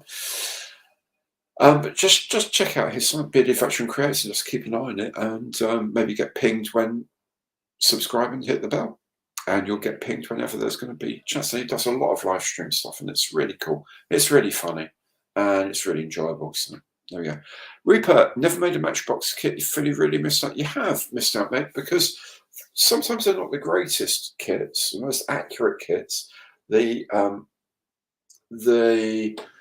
molds are very much of their time, in like the 80s, late 70s, early 80s. So some of the seam lines are a bit big, the panel lines are a bit big, but they go together really well. They make really nice plastic, actually, and they make some really nice kits. So check out the builds I've done so far. The Swordfish was really nice. The Hunter T7 is beautiful. The A10 was easy enough to make into something reasonably good, and the Chinook's okay, actually pretty good. Especially if you use more modern decals, or indeed the ones that are there quite often are okay to use, but the printing technology back in those days was not so good. If you can get a replacement set of decals made by Cartograph or someone else, it just lifts up the kit so much. It looks amazing. So I'll get some alternative. I think I've got some alternative decals for my Halifax because I'm going to make it as a coastal command aircraft. I'm very excited about that. And yeah, so that's what I'll be doing. So they're just amazing Matchbox kits, and very nostalgic if you're of a certain age. Nick Johnson, Simon, I hope it's a harder model. You know the ones I mean. He. I know what you mean, Nick, and I think you're meaning something along the lines of short Stranraer or something like that, aren't you? Julian Stewart, he has another stream tonight. Oh, that's cool. That's cool. He does a lot of good streaming work. Bobby, loved the Nikon Phanom review. Thank you very much. It does. There's a lot of stuff in that kit. The B26K Counter Invader on its own is a great kit, and then you've got the Cessna 02. You've got the crew figures. You've got the armament package, so you can load it up with loads of rockets and bombs or napalm tanks, all sorts of things. And you've got the matting, two packs of the matting as well. It's a huge box. It's the same size box as the Tahi CH-54 comes in. So it's a massive, massive box. But seems to be a pretty good price. So, I'm loving ICM. As I said, I've got a load of stuff that's just arrived from them today. So, hello, okay. I need a replacement of the clear plastic for the Revell 148th Memphis Bell. Paul, if you're in the UK, check out the Revell UK website. Go check their email address, and email them and ask them. They sorted me out without knowing I did a channel, just as a punter. I needed a canopy for the 1/32 scale Tornado, and they were, super helpful, really, really helpful. Found one for me, actually pinched it from a display box. No one's going to make the kit, so I might as well have a bit out of it. And emailed me and sent it out to me rather. It was free, didn't charge me anything. So get in touch with them. They are really, really good. So go on the website, check Revell UK, look out for spares, and they are really, really good people. So you never know if they've got it, if they have it, they'll sort you out with it. If anyone else knows anything else about how I might be able to do that, please shout out, let us know. But I would say go to Revell first, because I think they were really cool. Jim, sure. Good show. Live again tomorrow at 11 a.m. UK time, Mikey. Okay, that's great. That is very good. Good. Does Albania have decent beers, Gary? Yes, they do. Most of the beers are very much like lager style beers. They're not hopped in any way. The one that we have tonight is from Korcha, which is one of the big brands. Okay, so we can get it to Korcha. There we go. But this is a brown beer, so it's a darker colour, but it's not an ale. It's not, as I say, it's not got hops with it. It is still a grain style lager beer, a bit like a Dunkel beer from Germany in many ways. Bit richer, but still that sort of frizz and the acidity that sort of catches you again. It's nice. Thanks for reminding me to keep myself hydrated, let's say. Oh my goodness, I'm missing. Loads of things. Nick, I think this one's a core code. Oh my goodness. All right, okay. Thank you so much. Nick, Paul, we should ask Gary to get us in touch. Might possibly be better. Oh, that's Nick. Thank you so much. So, Paul, if you email me, gary@garysevans.com, or no, stuff@garysevans.com is probably better rather than my personal one. I don't mind getting emails on that, but it's just easier to. So it's stuff@garysevans.com. Gary S. Evans, all one word. It's always in the info package below Monday Matters, and it'll be on a lot of Monday Matters because I've been asking people to get in touch with me. But email me, I'll bounce your email over to Nick, and then hopefully he may well be able to help you out. Nick is just an amazing guy. Thank you so much. Andy says, need to learn more swear words trying to assemble some men working tracks. I would have thought that by itself would have made it possible for you to invent a whole load of swear words. Yeah. Dear me.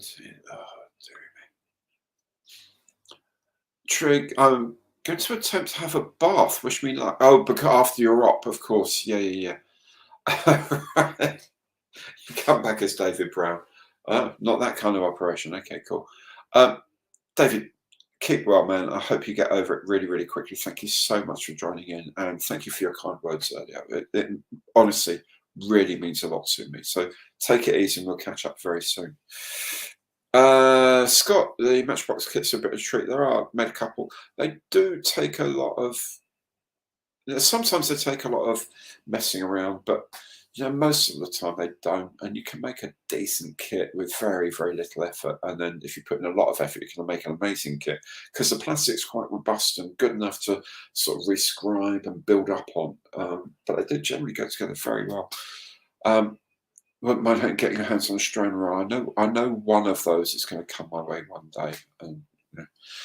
Gillian, Beardy's got another live stream tonight. Okay, cool. I won't be able to catch that because it's, oh my goodness, it's 20 to 10 here and it's been a very, very long day.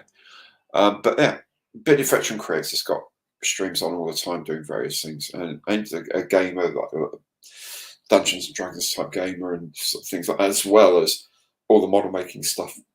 He's a great model maker as well, great diorama builder.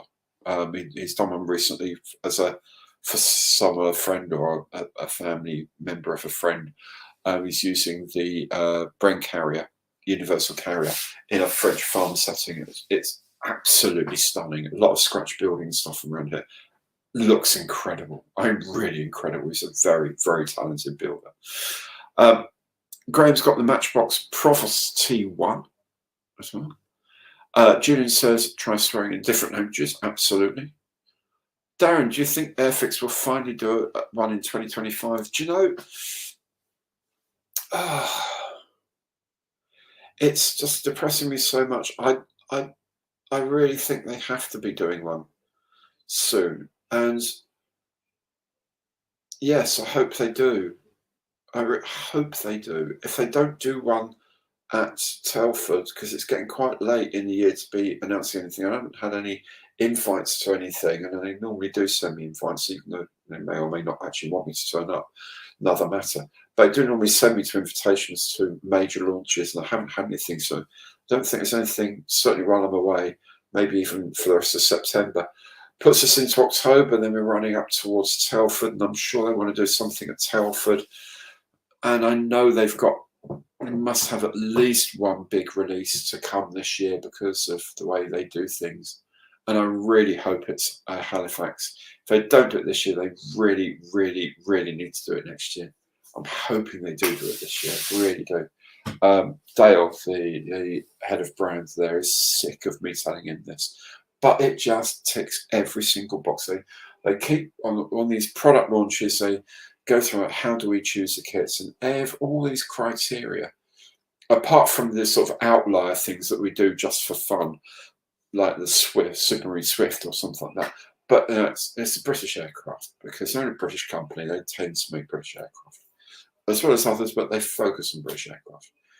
It's a well-known aircraft at Halifax. There's plenty of versions, so there's going to be plenty of boxings and plenty of scope for different schemes. And there's a few people who won VCs in them and things like that. So you've got a lot of historical connections to them, and D-Day and all the rest of it, and the secret flights and the maritime patrol, you name it. But there's also the design differences are quite big. The tailplane was changed dramatically. The layouts of the gun turrets changed dramatically. The nose changed dramatically. The engines changed a lot. You could get them with Merlins. You could get them with Centaurus. And there's so many variants you can make. No one else makes a good one at the moment. I bet they're rather hoping that doesn't change soon, because I think they could miss out if they do. So it ticks every box. And it's a completion thing. So unfortunately, people have to go to Italeri for a Sterling, because Airfix blew it on that one. But they make lovely Lancasters. You can get a really nice Sterling from Italeri, apart from the Bombay. And if they do another Halifax, that completes the set of British bombers, as it were. So yeah, it just makes absolutely crazy that they haven't done it. But there we go. Bobby says, Nitro, take it easy, mate. Yeah.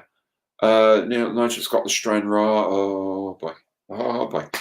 Ian Williamson, if you're looking for a show this weekend, Model Fest at Farnborough Heart Leisure Centre, between 10 and 4 in the afternoon.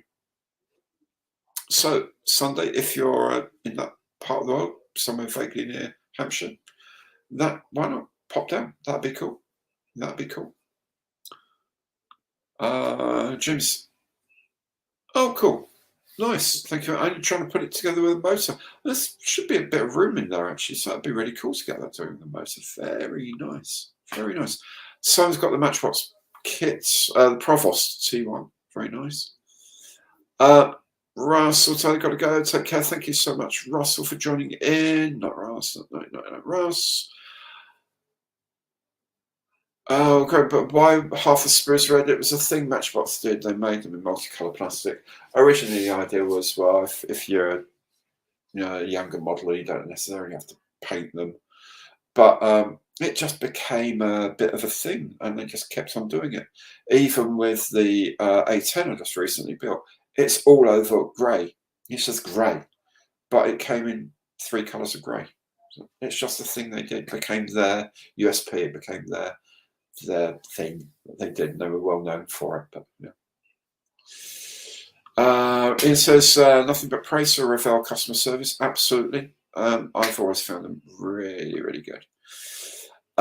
Jim, good luck. Only track links is very time consuming. Yeah, Jim, you made a set of proper metal tracks, didn't you? Aftermarket. They looked amazing. Absolutely amazing. Nick says, yes, Gary, Stranraer and the Hayford. Oh, the Hayford's a cool plane. I've got the rigging material. Yes, I have got some rigging material. And I'm going to get some more rigging material, some different types of rigging material. And I've got the rigging for the Osprey, the 148th Osprey turned up the other day as well. So that's really cool. It's a photo etch one. So the rigging lines are slightly flattened like they did in those days, aerodynamics and whatever. Absolutely fantastic. Yeah, sales gimmick. Yes, it was. It became a sales gimmick. I think the original intent was maybe to sort of, you don't have to really paint them, but it became a thing, multicolour plastic, and it was cool. It was good. Built an AIF. Built an AIF. I didn't think you pressed the right button there, mate. Sure, gotta go. Hope you catch up with Nick properly, mate. And again, remember, if you don't do it through me, I'm happy to bounce things around. Phil, hope to be at the IPMS Farnborough show. There you go. Customer already. Fantastic. FX needs to be doing the P1127 and the Kestrel to complete the Harrier collection. They've just re-released the P1127 as a vintage classic. Obviously, a new tool one would be nicer, and the Kestrel would be lovely. And maybe maybe they could do the whole range in 148th, but then Kinetic do 148th, and Hasagara have done 148th kits, and yada yada yada. Everyone, the dog's done 148th Harrier, but the early Harriers, you're right, that would be fascinating to do.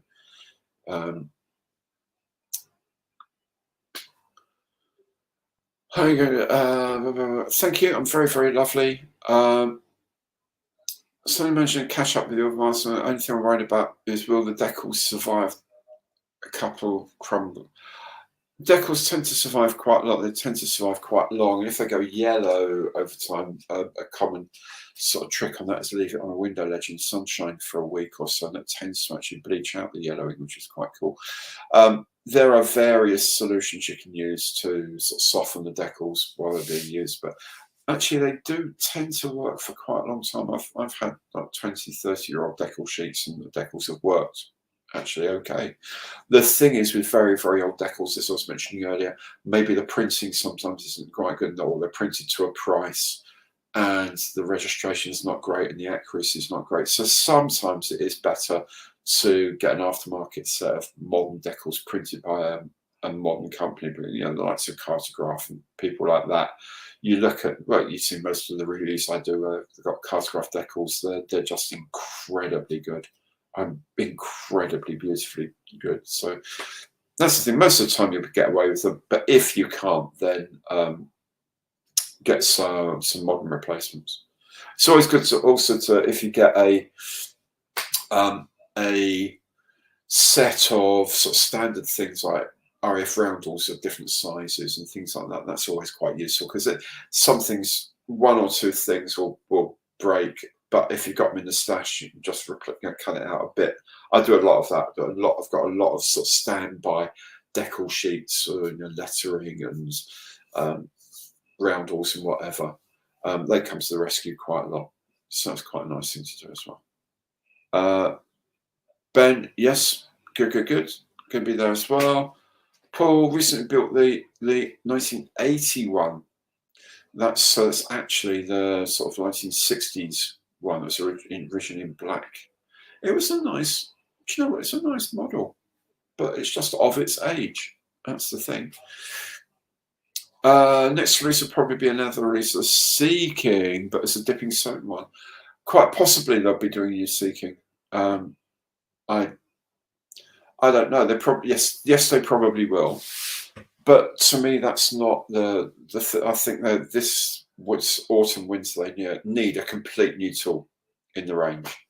And I'm sure there's something new coming up, properly new. And I've just got a feeling it might be at Telford. If I don't get an invite in the next few weeks, then whatever it is will probably be at Telford. And if that's a Halifax, I'm going to be a very happy bunny indeed. But I don't know. I actually don't know. Oh, well, there you go. That's good. Yeah, I do get excited about the Halifax. It's just one of those things that just gets into you. You know, it's one of the things I really need this thing in my life. And I don't know. There we go. Rob, just Sunday. That's okay, mate. Good to see you here as well. What was this? Tonight's dose of fiendishness was this 1/32 scale. Check towing target from Profi Modeler. It's a resin kit of the KT-04 aerial target. And it was guessed after two extra clues. It was guessed, so it's 2-2 for tonight. Absolutely amazing. Absolutely amazing. Andy, 2 shows within 2 hours off you in one weekend. Oh my goodness, I know it's terrible, isn't it? Absolutely terrible. Simon, HS25 or Dominic, yeah. That's cool. Yes, it would have been. And also, you know, it's great to have all these different colours, but like with the A10, you know, you're putting down primer on a white part and putting down primer on a dark grey part, and you know, the inner wing was white, the outer wing was, I think, dark grey, and you're trying to get the thing, because it's all over grey, it's a nice thing, but it's difficult. Rob, there you go. Exactly. Yeah, sometimes you can get away with it, sometimes you can't. It is just pure down to luck. Julian says, yeah, it's Saturday and Sunday. That's your weekend sorted out, Andy, mate. Oh my god, series in a comic from... I have no idea. I don't know.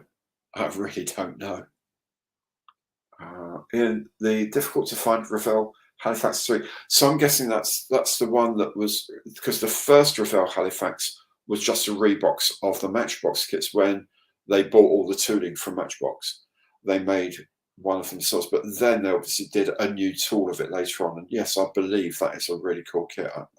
If I'll ever get one, I do not know. Rob says Ravel's service is great. Heinkel 219 missing transparent frames 2 days from Germany. Absolutely amazing. Panzerman, oh, Paul Wiltshire. Okay, a cotton bud with isopropyl alcohol, rubbing alcohol, IPA, not the beer. Although that might work. No, isopropyl alcohol, try that, IPA. Yeah, rubbing alcohol as it's known as well. So thanks for that tip. Great for you. Oh,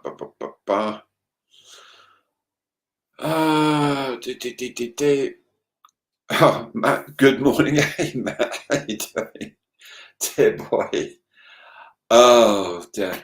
Anyone know what's going on with that? Rob, I believe they're closing down. I got someone said something on the Facebook. I think it was on the Facebook page the other day. They're closing, so they're not taking orders because they're closing down. I think they've just had enough, which is really sad.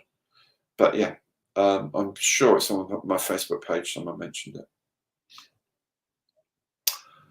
Simon just finished the boxing of the RF emergency set. Excellent. I'm good. Yeah, Julian, yes. Understand the doing.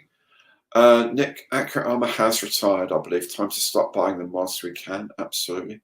Whilst there's still a sensible price, no doubt, because they will start to go very, very expensive very, very quickly. Will Ethics ever re-release the Operation Herrick range?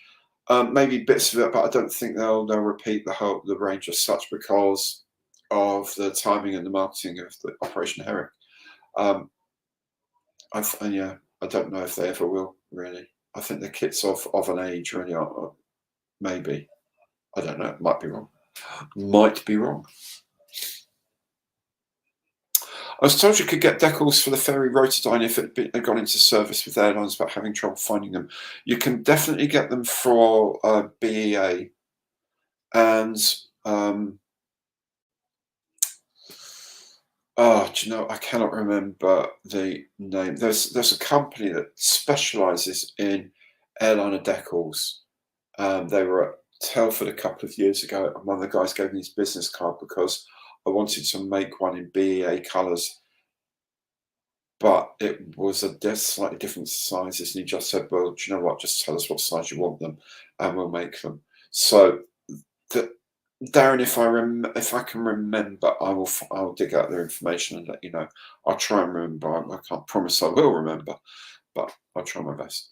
Ethics needs to get down to the tank museum with a tape measure, yes, and a 3D scanner. And Graham, got to go. Great to see you, Graham. Thank you so much for joining in. Ian, how you doing, my friends? How are things with you? Paul, you got that Barracuda. Fantastic. Great news. Great news. I'm glad you got the Barracuda that you wanted. That's remarkable. Well done, you.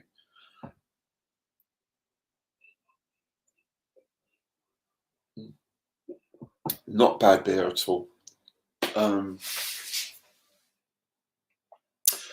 Okay, that's good to see. Oh, Ben, you're off. Good to see you, mate. Catch all of fun. You won't catch me at Farnborough, Sandy, because I'll still be here. But have a great time at Farnborough. Also, have a great time if you're going down to the Medway show at the Royal Engineer Museum. That was cool. Was it Joy Decals? No, it wasn't Joy Decals. It was something like Airliner Decals, or it was something straightforward like that. It's a guy doesn't the chap doesn't himself. Oh goodness me, it wasn't Joy Decals, but maybe give them a go. You can definitely get them as for BEA, British European Airlines, because that's who would have been operating in the civilian world at the time. But anything else, you're just going to have to make them up. But you never know. They might have some what ifs like Pan Am or something like that as well. But I cannot remember what they were called. I don't know. I'll do my best to remember to do it when I get home, because I've got the business card at home. Jim, another great live stream. Thank you so much, my friend. Thank you for joining in from all the way over in Chicago. Probably really, really hot there. Ian's like, cheers, Ian. Thanks so much for joining in, mate.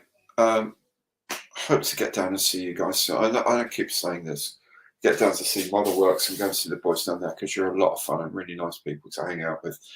And I really need to start doing some more stuff like that, because sometimes you just got to get out. And holidays, that's great, and doing this is great. But just every now and again, you just need an away day, don't you? You need a day off and need to go down to see Models for Heroes and go and shoot an interview down there and do some work with them. And I need to come and see you guys and pop next door and see the guys at Plastech as well. Really, really need to do that. I actually have been meaning to do that, because I'm going to do some stuff at Plastech, obviously. So I'll get in touch with Mark and see if we can arrange something. I'll come down before too long. Authentic Airliner Decals, I don't think it is, but could be another one that could be doing it. S&M Decals from Roseline, apparently, or definitely. I don't know them, but that's that. Nigel's on his way. Good night, all. Thanks for joining in, Nigel. Good to see you, my friend. Lima November is another one that does decals. Rob, thanks very much. I will definitely spoil the good lady, don't you worry. And I will enjoy the rest of the holiday. I'll be popping up and down, and there'll still be content coming. I've got to do Monday Matters and Supporter Special, and of course hopefully doing a stream on Monday as well, a bit of Veterans Creates. So there's plenty coming up. Don't forget the video tomorrow. Just saying. Airliner Cafe Decals again. If they do it, great. That's not the name I'm thinking of, but anyway. Nigel, going down to Devon. Lovely. Enjoy yourself down in Devon. Beautiful part of the world, my friend. James, I will do my very, very best to enjoy it. I'll do my very best indeed. And I think it went very well tonight, so I'm going to treat myself to a bit of the local spirit here. This is called Raki. It's like a grape spirit. A bit like grappa in Italy. And I'll have one of these and take it downstairs, chill out a bit, catch up with what's been going on, and sleep well. So thank you all so very, very much for joining in. See you, Scott. Lovely to see you. I will have a great time. Thank you. Bobby G, thanks a lot, mate. We are definitely going to enjoy ourselves. Oh God, not Raki. Ben, come on, man. It's like grappa. It's the food of the gods, this stuff. Good night. Yes, I'm sure you will, Nick. Thank you also very, very much. Matt, you're to oh dear. Thank you also very much. Thank you, Julian. I'm sure we will. Andy, first time for you. Alan, thanks for joining in, man. Hope it encourages you to come back again. Hope it hasn't put you off. Great to see you. Great to see everyone new. And great to see all the old names as well. And as I say, I hope it's like an online club and we have a bit of a laugh here. That's what I hope. Anyway, it's gone 10 o'clock here, gone 9 o'clock where you are in the UK, or whatever time it is, wherever you are. And so I need to get going. Thank you all so very, very much for joining in. Jacob, well done for guessing the conundrum. And Nick, don't forget, get in touch with me and I'll pass your details to Nick and then he can get you a little fun thing as well. Rob, I'll enjoy my vacay. Yes. Mark, yeah, just thank Nick because he's a cool one doing all of this. Yeah. Okay, so thank you all very much, guys. Thank you so much for joining in, everything. Thank you so much for having some laughs with me. And I will see you again on the channel very, very soon. Don't forget, tomorrow's announcement, that will be pinged to you all. And of course, Monday Matters will be coming up, and the Saturday special for all my supporters, including the 15 who joined today. So thank you very much for those. Take very good care now. Take very good care of the ones you love, and I'll catch up with you very soon. Have a great time, guys. See you soon. Good night.